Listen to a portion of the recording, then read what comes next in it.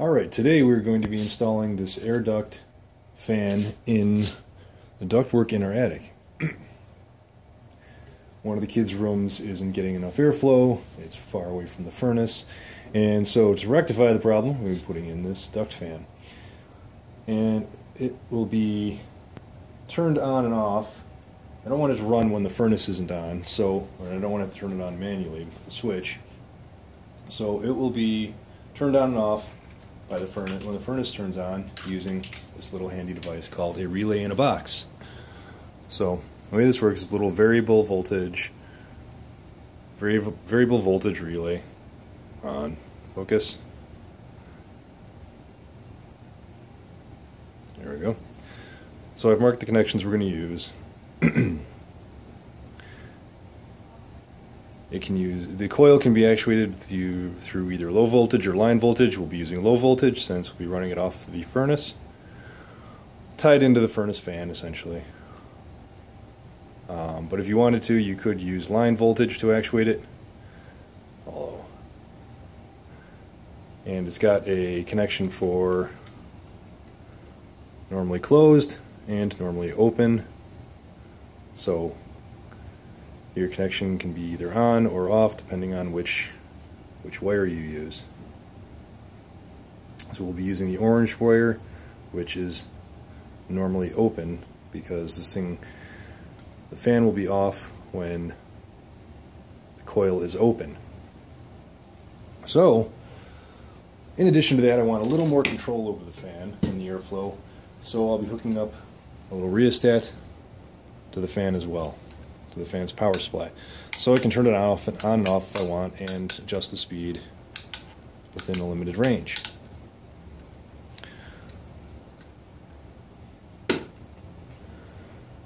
So I've done a couple things here. I've added a 6-inch extension onto to the duct fan, and so I don't make a horrible screw up, marked the direction of the airflow. I've added the 6-inch extension since the tubing in the attic, the ductwork in the attic is flexible tubing, and I just wanted a little extra space to connect it to. Also, I've taken that where the two sections of ducting connect here, I've screwed them together and sealed them up with some duct sealant. So just to eliminate any leakage. All right, let's go put it in.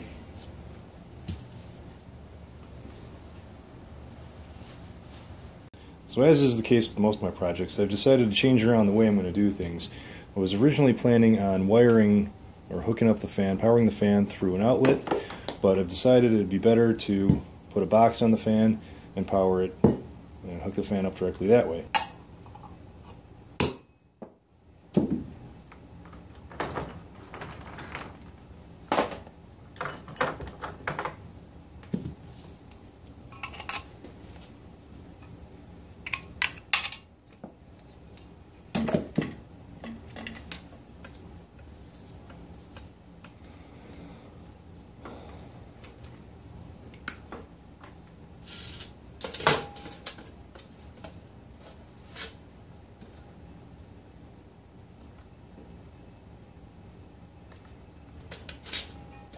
And of course, when you're doing this, you want to be careful not to cut the wires inside, because you don't want them to short out later.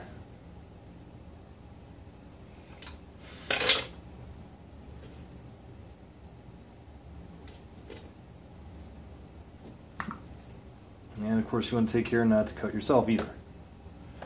That would just be stupid.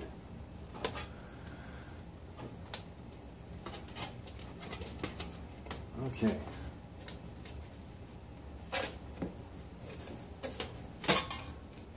Pull that off like so. Feed these wires through.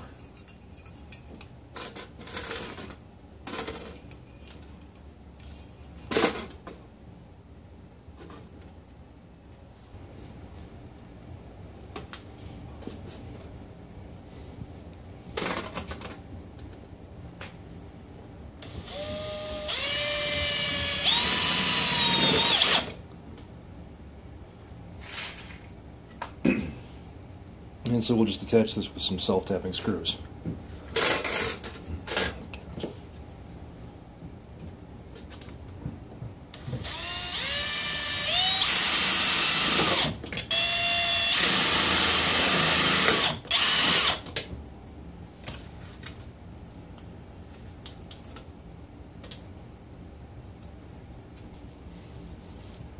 And because I hate stranded wire so much, I'm going to give this a quick tinning.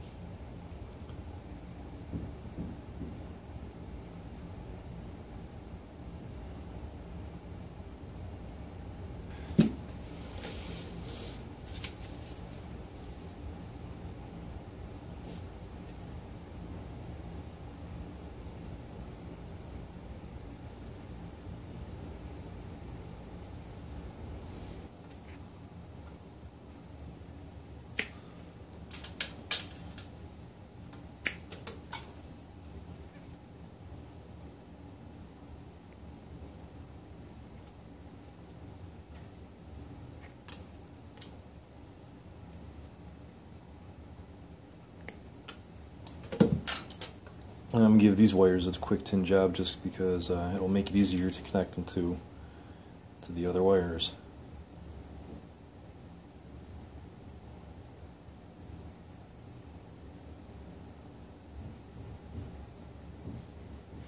There we go.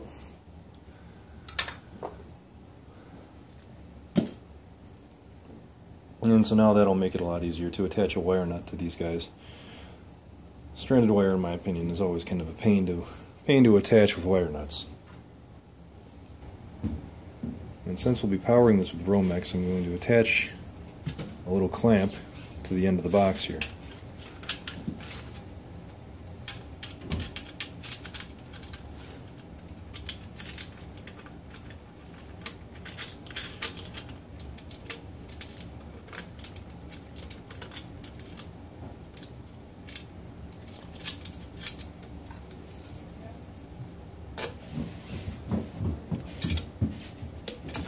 Sure it's snug on there. Not going to come off. Okay, we're good.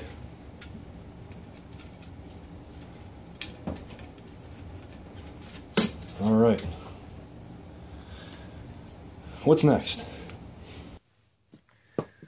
So now we've transitioned up to the attic. Forgive the mask, but every time I come up here without one, I get super sick, so that's the way it's going to be.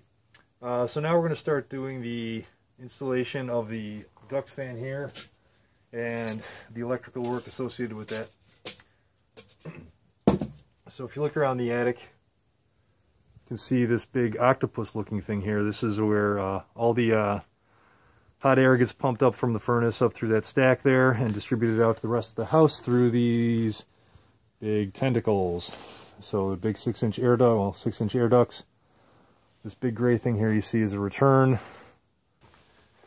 So our first order of business here is to wire up the relay.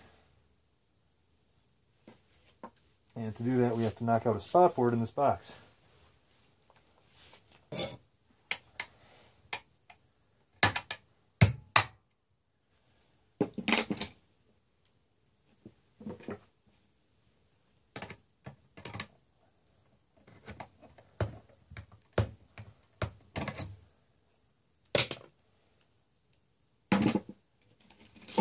These relays are pretty handy in that they're made to just mount to an electrical box. Just fit right in the spot there. And then screw on with one of these nuts. Okay, so we've got a lot of extra wires here, a couple of extra wires here that I'm going to cut off short and just cap off. So what are we using? White, blue, and white, yellow. So we can cut off the white, black.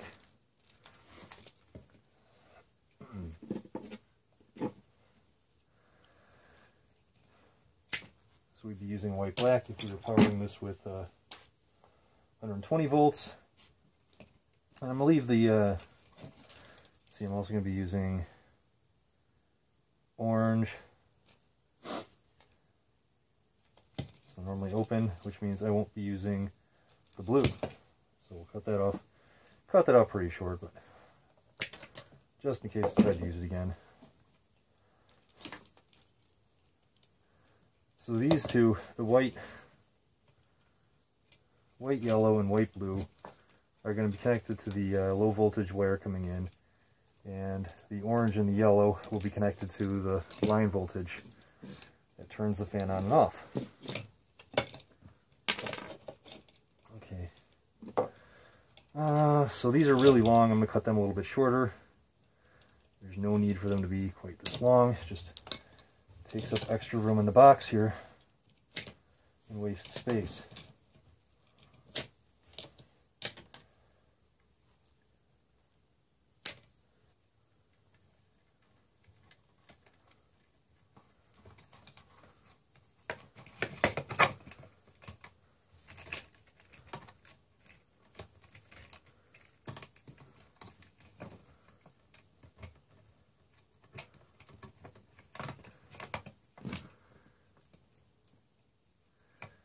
And with a little finger gymnastics, we get it on. Backwards.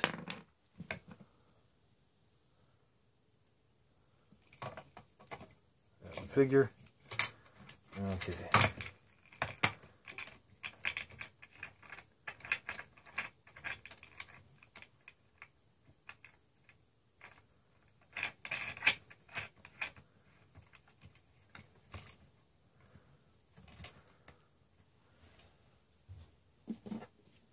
And give her a quick tap to tighten her down. And just not going anywhere.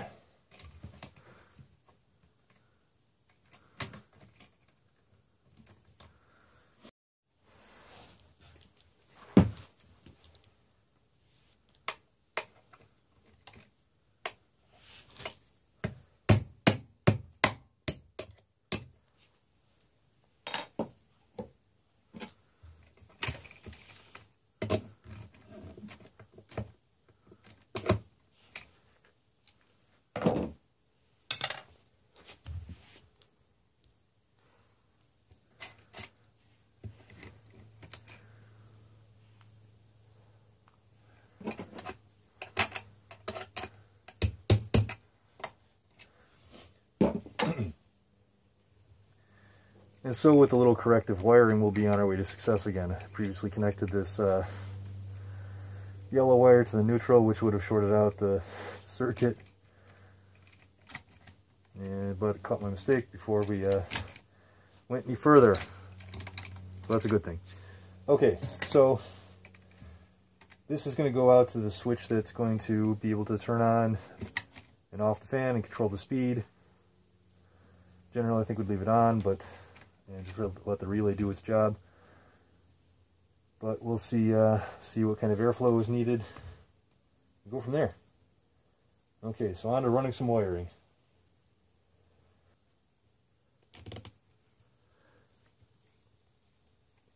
I connect the yellow to the black. Black is usually hot, so that's going to run power over to the switch. And connect our white here to neutral.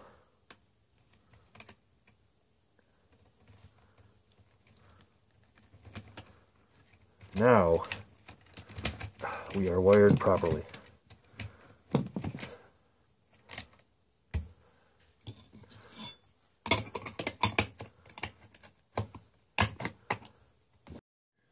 You know, one thing I found to be super helpful is to label all of my outlets and boxes, junction boxes, according to the breaker that they attach to. So when you need to turn the power off to something, you know exactly what you need to, which breaker you need to flip. You don't need to go test them. So after a bit of finagling, I was able to get the duct fan in place, and so just finishing up the wiring here to the fan. And nothing fancy here, just black to black, white to white. Ground is connected to the box. Nothing fancy, just bent wires.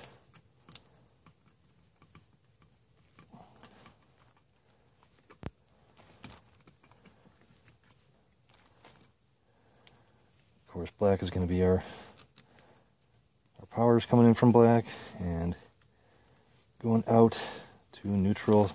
Complete the circuit.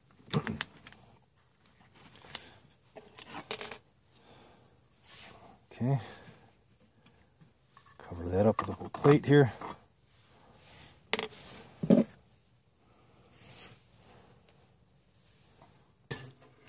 Is connected to the W's, and the red is connected to the heat call, the Y or yellow or heat call.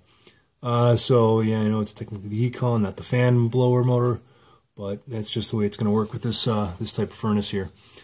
So that was the last piece of this puzzle here. So we'll get it closed up and get it working. And so as you can tell by this brilliant red light on the relay here, we have success. So the furnace is on, the blower fan is running, and our booster fan in the duct that we put in is running. So we have a successful project. So here's the vent that feeds my kids' room, and I don't have an anemometer to measure the airflow, but what I do have is a Kestrel. So if we put the Kestrel up in front of the vent here, I don't know if you can see that.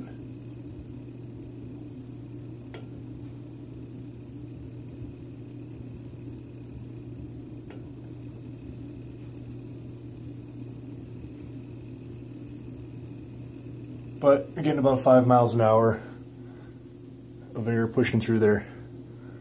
So before we installed the fan, we were getting about 3, maximum about 3. So it increased at a pretty good percentage. I'll take it.